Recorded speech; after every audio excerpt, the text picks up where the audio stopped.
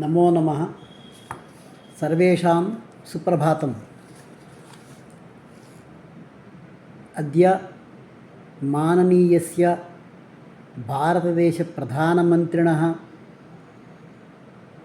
श्री नरेन्द्रमोदीमहोदयस्य एकं विशिष्टं सन्देशं शृणुमः। भोः मित्राणि, विकसितभारतस्य नवसङ्कल्पाः। विकसितभारतस्य नवसङ्कल्पाः। माननीयः प्रधानमन्त्री श्री नरेन्द्रमोदीमहोदयः कर्नाटकराज्ये माण्ड्यामण्डले विद्यमानस्य आदिचुञ्चनगिरिमठे कालभैरवमन्दिरस्य उद्घाटनावसरे स्वास्थ्यसेवायाम् आध्यात्मिकचैतन्यस्योपरि बलम् अददत्। तस्मिन्नवसरे प्रधानमन्त्री महोदयः विकसितभारतस्य नवसङ्कल्पान् अस्माकं समक्षम् उपस्थापितवान्। एते नवसङ्कल्पाः एवं सन्ति। तत्र प्रथममस्ति जलसंरक्षणम्, एवञ्च जलप्रबन्धनम्।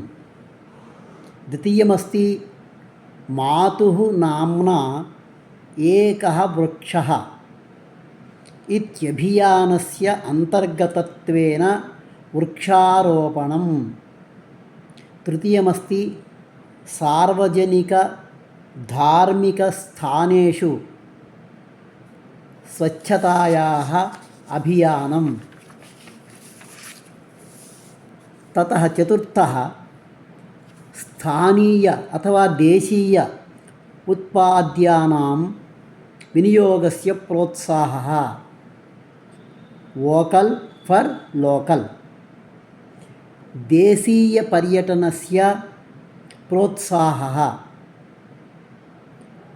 षष्ठः रसायनमुक्तप्राकृतिकव्यवसायस्य प्रोत्साहः। सप्तमः रागी धान्येन सह स्वस्थभोजनं तथा तैलस्य अल्पोपयोगस्य प्रोत्साहः। अष्टमः योगस्य तथा स्वस्थतायाः प्रोत्साहः। अन्तिमः अर्थात् नवमः सङ्कल्पः अस्ति सेवाभावस्य प्रोत्साहः।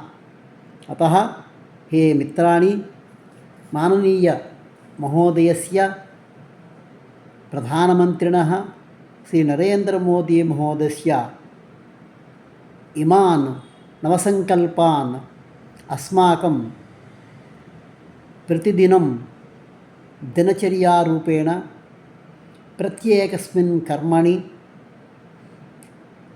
मनसि निधाय विकसितभारतस्य कृते अस्माकं यः प्रयत्नः विधेयः, कार्याचरणं करणीयमस्ति, तत् कुर्मः इति निवेद्य जयतु भारतं, जयतु संस्कृतं।